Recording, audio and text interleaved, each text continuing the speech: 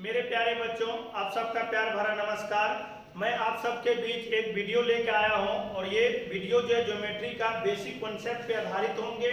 और इस basic concept में जितने प्रकार के एंगल बनेंगे, जो जो कॉन्सेप्ट आपको लाइन और एंगल या बाकी जितने भी ज्योमेट्री अगर पढ़ेंगे वो सारे कॉन्सेप्ट आपको यहाँ से आपको मिलेगा।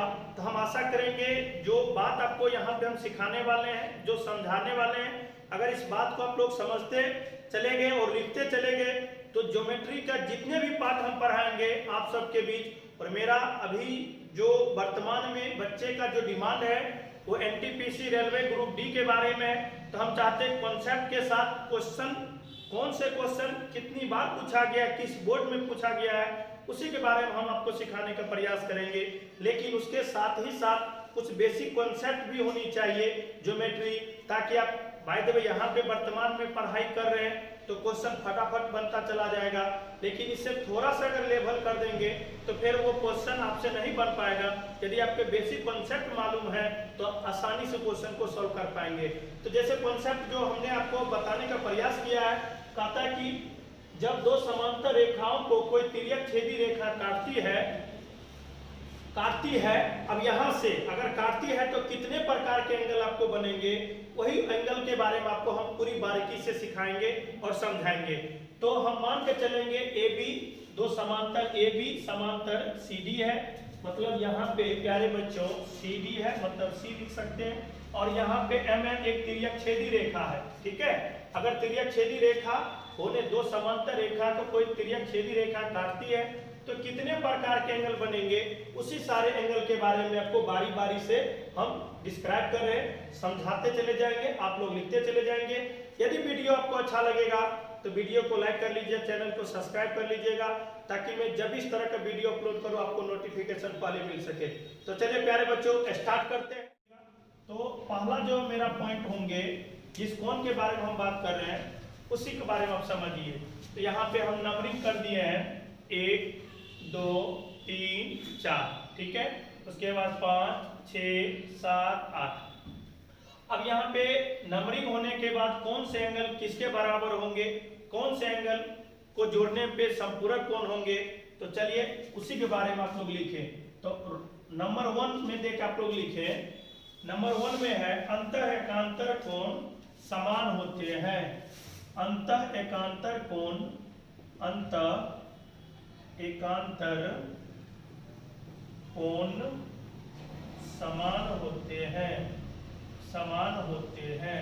अब अंतः एकांतर कोण कौन कौन होंगे, तो वही चीज अगर हम कोण 1 की बात करेंगे तो ए बी दो समांतर रेखा है और एम एन कोई तिर्यक छेदी रेखा है, तो एंगल ए जितना डिग्री का मान होंगे उतना ही आपके 5 का होंगे।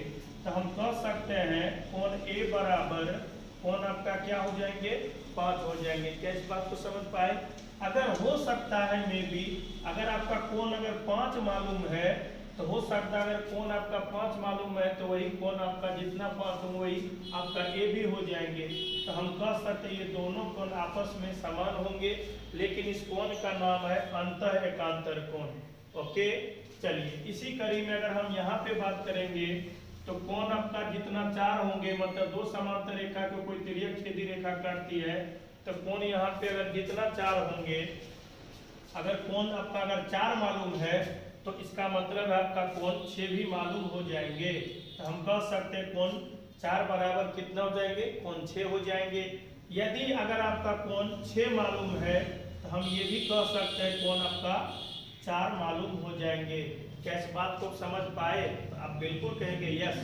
तो ये हम मान के चलेंगे अंतः एकांतर कोण जो आपके बीच 4 प्रकार से बराबर होते हैं, जो आपके बीच हमने बोर्ड पे बताने का प्रयास किया और आप लिखे भी हैं और लिखने का भी प्रयास करें, ताकि आपको ये पता चले हमने जितना आज की सेशन में पढ़ा है आखिर वो चीज हम लिख पाए, ठीक है। अब हम लोग दूसरे पॉइंट पे बात करेंगे। तो दूसरे पॉइंट पे बात करें, जब यहाँ पे अंतः एकांतर की बात हो गई तो हम लोग बात करेंगे बाह्य एकांतर के बारे में, ठीक है। तो बाह्य एकांतर आप लोग लिखिए अच्छे तरीका से।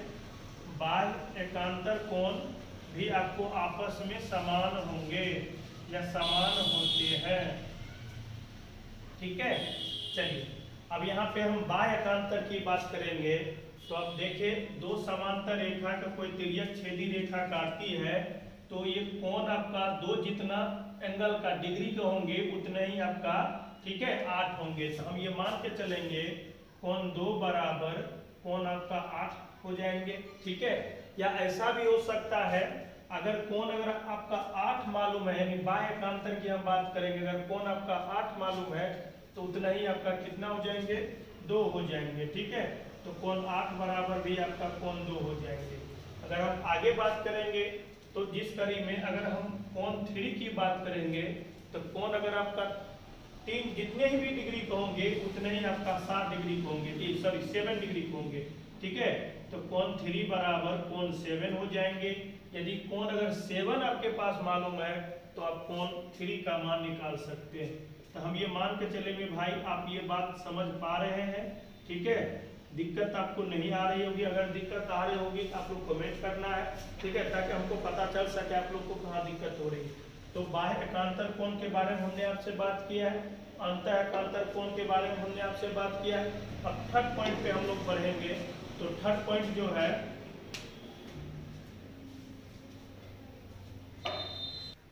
अब हम लोग बात करेंगे प्यारे बच्चों पॉइंट नंबर 3 पे, और थर्ड जो आपके सामने हम बात करेंगे वो कहता है क्या, संगत कोण समान होते हैं, ठीक है। क्या होते हैं, संगत कोण, संगत कोण आपको क्या होते हैं, समान होते हैं, समान होता है। अब संगत कोण कौन, संगत कोण में कौन कौन एंगल आएंगे उसी के बारे में आपको हम सिखाने का प्रयास करें। तो कोण आपका एक जितने भी डिग्री के होंगे, मतलब यहाँ पे जितने भी डिग्री होंगे वो किसके बराबर होंगे, कोण 7 के बराबर होंगे। तो हम कह सकते हैं कोण 1 अगर मालूम है तो कोण 7 आप भी मालूम कर सकते हैं। यदि कोण आपका 7 मालूम है तो कोण आप क्या 1 कर सकते हैं। ये दोनों ही आपस में क्या होंगे, बराबर होंगे। क्या इस बात को समझ पाए? चलिए आगे बात करते हैं। अब कोण आपका 2 की हम बात करेंगे। यहाँ पे ध्यान दें, दो समांतर, ऐसे भी इस बात को समझ सकते हैं, दो समांतर रेखा को कोई तिर्यक छेदी रेखा काटती है तो देखिए, मतलब समांतर रेखा के ऊपर में अगर ये 2 एंगल है, इसका मतलब है यहाँ पे भी इस रेखा के ऊपर में कोण होंगे 6 होंगे, यही आपका संगत होंगे, और संगत कोण आपस में ऑलवेज समान होंगे। तो हम कह सकते हैं कोण 2 का जितना, मतलब 2 के स्थान पे जितने भी डिग्री का मान होंगे उतने ही आपका 6 के स्थान पे उतने ही डिग्री का मान आपको पुट करना, मतलब बराबर होंगे। या अगर आपका 6 डिग्री, मतलब जहाँ पे 6 का स्थान पे जितने भी डिग्री का एंगल होंगे उतने ही आप 2 के स्थान पे आप लोग पुट कर सकते हैं। तो ये दोनों ही आपस में क्या होंगे, बराबर होंगे। आगे भी आपके सामने हम बात करेंगे। अगर कोण अगर हम 4 की बात करेंगे तो कोण आपका 4 के स्थान पे जितने भी डिग्री का एंगल का कोण बन पा रहे होंगे उतना ही आपका 8 के स्थान पे, यानी 8 के स्थान पे उतने डिग्री का कोण आपको बन पाएंगे, ठीक है। अगर आपका कोण 8 अगर बाय द वे मालूम है तो हम कह सकते हैं वही 8 के जगह पे हम कोण 4 भी एंगल कर सकते हैं।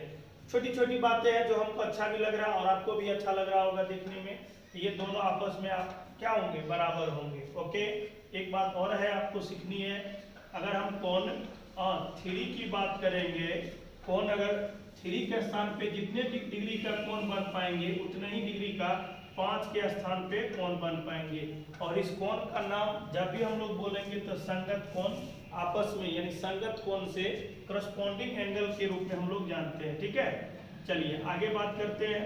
कोण अगर 5 अगर बाय द वे मालूम है तो उसके स्थान पे हम लोग 3 के अगर कोण की मान निकालनी हो तो हम लोग 5 के जितना होंगे उतने ही 3 के स्थान पे होंगे, ठीक है। ये आपको संगत कोण आपस में समान होते हैं उसके बारे में इतना ही प्रकार का आपका एंगल बनेगा, इतना ही प्रकार का आपका कॉन्सेप्ट बनेगा जो आपके सामने में। तो हम मान के चलेंगे प्यारे बच्चों, ये बात आपको समझ में आ रही होगी। अगर ये बात समझ में आ रही है आपको तो थोड़ा दोस्त के भी बीच ये वीडियो को शेयर कर देंगे, ताकि इस समय एनटीपीसी के जितने भी क्वेश्चन होंगे टेस्ट के माध्यम से हम डिस्कस करेंगे। हमने तो कहा भी था बच्चे के हित के लिए, हाँ बहुत सारी काम करनी है, लेकिन बच्चे ही नहीं पढ़ना चाह रहे हैं तो हम लोग अपने आप का मोटिवेट नहीं हो पा रहा है। अगर बच्चे पढ़ना शुरू कर देंगे तो हम लोग मोटिवेट, उससे मोटिवेट मिलता है और वीडियो बनाने का मन भी करता है। लेकिन ऐसा नहीं कि 1-2 बच्चे के कारण वीडियो नहीं बना पाएंगे, ऐसी बात नहीं, वीडियो हम बनाएंगे। चलिए अब नेक्स्ट पॉइंट पे हम लोग बात करते हैं। अब पॉइंट नंबर हम 4 की बात करेंगे। एक ही ओर के अंतःकोण संपूरक होते हैं। हमने क्या कहा था? एक ही ओर के अंतःकोण संपूरक होते हैं। संपूरक का मतलब आप लोग जानते होंगे 180 डिग्री होता है। ठीक है, संपूरक कोण का मतलब आप लोग जानते होंगे 180 डिग्री, या रिजु कोण भी आपका 180 डिग्री होंगे। हम ये मान के चलेंगे प्यारे बच्चों, ये बात आपको समझ में आ रही होगी। रिजु कोण की भी बात होगी तो आपका कितने होंगे? 180 डिग्री होंगे। अब हम ये कहना चाह रहे हैं आपको, एक ही ओर के अंतःकोण आपका क्या होंगे? संपूरक होंगे। तो कोण 1 और कोण 6 दोनों के मतलब 1 के स्थान पे भी जितने डिग्री होंगे और 6 के भी स्थान पे दोनों का अगर हम जोड़ेंगे तो वहाँ आपका 180 डिग्री की मान होंगी। ठीक है, तो हम कह सकते हैं प्यारे बच्चों, कोण 1 के स्थान पे जो भी डिग्री एंगल होंगे या कोण 6 के स्थान पे जितने होंगे, लेकिन दोनों को आपस में जोड़ने पे हमेशा आपका 180 डिग्री होनी चाहिए। तो हम कह सकते हैं 180 डिग्री मतलब संपूरक कोण होते हैं। ठीक है, जो आपको स्लाइड में हमने बात भी किया। या ऐसे भी हो सकते हैं कोण 6। ये सारी बातें आपको हम बताने का प्रयास करें। कोण 6 के और कोण 1 को जोड़ेंगे तो आपका तभी कितना होंगे? 180 डिग्री होंगे, मीन्स संपूरक होंगे। अगर हम कोण 4 की बात करेंगे प्यारे बच्चों, तो आप लोग जानते भी होंगे कोण 4 और कोण 5 को दोनों को जोड़ेंगे तभी आपका कितना एंगल बनेगा? 180 डिग्री, मीन्स संपूरक कोण बनेगा। ठीक है, इसी प्रकार से आप ये भी समझ सकते हैं कोण 5 और कोण 4 को भी जोड़ेंगे तो कितना बन पाएगा? 180 डिग्री बन पाएगा। तो हम ये मान के चलेंगे जो पॉइंट नंबर 4 जो हमने आपसे बात किया, सिखाने का प्रयास किया, आप चीज़ों को समझ पा रहे होंगे और अच्छा भी लग रहा होगा। तो अब हमने एक ही ओर के अंतःकोण संपूरक होते हैं ये बात की है। अब हम लोग पॉइंट नंबर 5 पे बात करेंगे, जो एक ही ओर के बाह्य कोण संपूरक होते हैं। तो उस चीज को आप लोग को लिखना है और समझना है। प्यारे बच्चों, पॉइंट नंबर जैसे हमने 5 में बात किया है, एक ही ओर के बाह्य कोण संपूरक होते हैं। अब बाह्य मतलब बाहर होते हैं, जो आप जानते भी होंगे।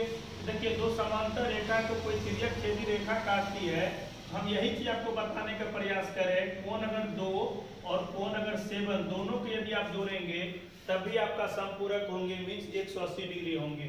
हम कह सकते हैं कोण 2 और प्लस कोण 7 दोनों को जोड़ेंगे तो 180 डिग्री होंगे या संपूरक कोण होंगे। ठीक है, हम ये मान के चलेंगे, ये बात आपको समझ में आ रही होगी। यदि कोण अगर हम 7 की बात करेंगे, यदि कोण 2 की बात करेंगे तभी आपका कितना डिग्री होंगे? 180 डिग्री होंगे। ओके, अगर कोण हम 3 की बात करेंगे और कोण 8 की बात करेंगे तभी आपका जो है प्यारे बच्चों 180 डिग्री का कोण बन पाएगा। ठीक है, ये छोटी छोटी बात है जो आपको समझनी है, और प्रॉब्लम जब भी आएंगे तो ये कॉन्सेप्ट आपका बहुत हेल्पफुल होंगे और आप चीज़ों को आसानी से बना सकते हैं। तो कोण 8 प्लस कोण 3 इसको भी जोड़ेंगे तभी आपका जो है 180 डिग्री होंगे। तो स्लाइड 5 में जो पॉइंट 5 में हमने एक ही ओर के बाह्य कोण संपूरक होते हैं, जो आपके बीच हमने बात किया और सिखाने का भी प्रयास किया। ठीक है, कभी कभी ऐसा भी हो सकता है, चलिए इस बात को आगे हम अगला पॉइंट में बात करेंगे। क्या इस पॉइंट को अगर आप लिख लिए होंगे तो फिर हम लोग पॉइंट नंबर 6 पे बात करते हैं। प्यारे बच्चों, पॉइंट नंबर 6 पे हम लोग बात कर रहे हैं शीर्षाभिमुख कोण, वर्टिकली अपोजिट एंगल के बारे में। अब ये कौन कौन से एंगल शीर्षाभिमुख कोण के अंतर्गत आएंगे उसी के बारे में आपको हम सिखाने का प्रयास करें। तो कोण 1 जितने भी एंगल के होंगे, जितने भी डिग्री के होंगे, उतने ही आपका 3 के स्थान पे होंगे। हम कह सकते हैं, चीजों को आप लोग समझनी है और आगे बढ़ना है।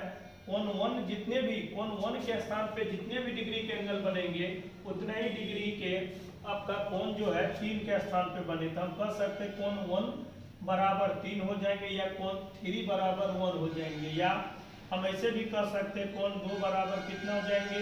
4 हो जाएंगे, और 4 बराबर में कितना हो जाएंगे? ठीक है, 4 बराबर में कितना हो जाएंगे? आपका 2 हो जाएंगे।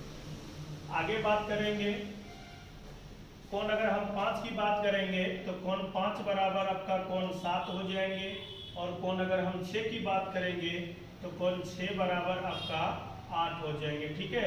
और ये सारे एंगल जो है आपका शीर्षाभिमुख यानी वर्टिकली अपोजिट एंगल के रूप में होंगे।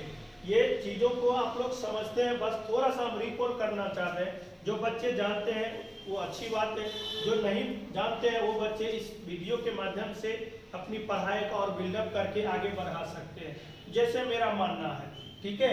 तो हम आगे बात करेंगे। अब इसमें कुछ और सारी बातें आपको बताने का प्रयास करें, कुछ खास एंगल जैसे प्रॉब्लम के रूप में आपको काम करना होगा।